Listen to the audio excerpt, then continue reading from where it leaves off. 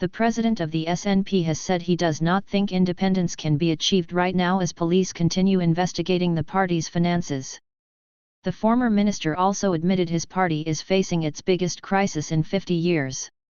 His comments follow the arrest of former chief executive Peter Morel by police on Wednesday and the search of his home. Mr. Morel, who is Nicola Stigion's husband, was released without charge. The SNP's headquarters in Edinburgh were also searched, and on Friday it emerged the party's accountants had resigned after a decade of working with the party. The investigation is continuing. Speaking to the Herald newspaper, Mr. Russell said recent weeks had been wearing for the SNP, which recently selected Humza Yousaf to succeed Ms. Sturgeon as party leader. He said, "In my 50-year association with the party, this is the biggest and most challenging crisis we've ever faced, certainly while we've been in government. But I have an obligation to this party and the movement for Scottish independence that's been such a massive part of my life for so long." He added, "I don't think independence can be secured right now, we need to work towards some coordinated campaigning. But I think this is achievable. My main focus is how we can create a new Yes movement that allows for different visions but conducted in an atmosphere of mutual trust." Mr. Russell said there would be a wide-ranging review of the SNP's governance and transparency. This was promised by Mr. Yousaf, who was sworn in as First Minister last week. Pretty wearing. Mr. Russell said he would support Mr. Yousaf, who positioned himself as the continuity candidate in the leadership race. He said, "I'll do as much as I can, but it's true that the last few weeks have been pretty wearing. All I can do is put my trust in working with others to get it right. Like it or not, the party has chosen Humza to do this and I want to help him in that as much as I can. Parties and institutions are fallible. In a sense though, it's a case of the king is dead, long live the king. That's the way it's got to be." Police Scotland launched a formal investigation into the SNP's finances in July 2021 after receiving complaints about how donations were used. Questions had been raised about the use of over £600,000 fundraised by the party for a fresh independence referendum campaign.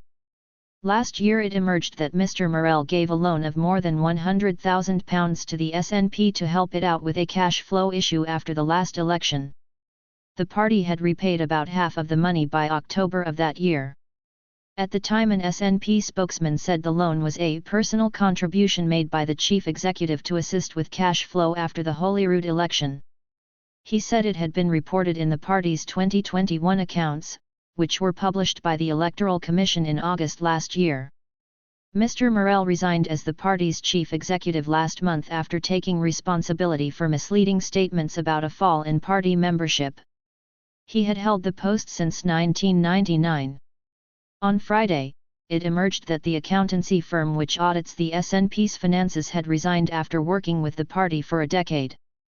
Accountants Johnston Carmichael informed the party of the decision before Mr. Morel's arrest.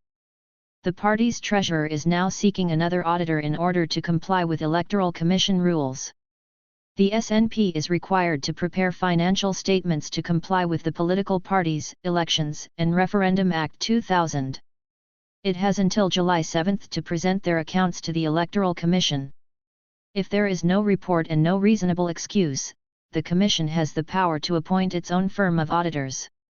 It was with huge understatement that Humza Yousaf accepted the SNP was having a difficult day on Wednesday as police searched the party's headquarters and arrested its former chief executive. Mike Russell offers a reality check in describing the situation as a crisis bigger and more challenging than any he has seen the SNP face in 50 years. Mr. Russell is not just any party member. He is one of the architects of the modern SNP. A former chief executive. The man brought in to provide stability when his successor in that role, Peter Morel, resigned during the leadership contest. Perhaps the least surprising comment he makes is that he does not think independence can be secured right now. That is fairly obvious, not least because there is no agreed route to doing so. That is before you consider the potential negative impact the turmoil in his party could have on its standing with Scottish voters, with recent polls suggesting the SNP's popularity had already begun to dip.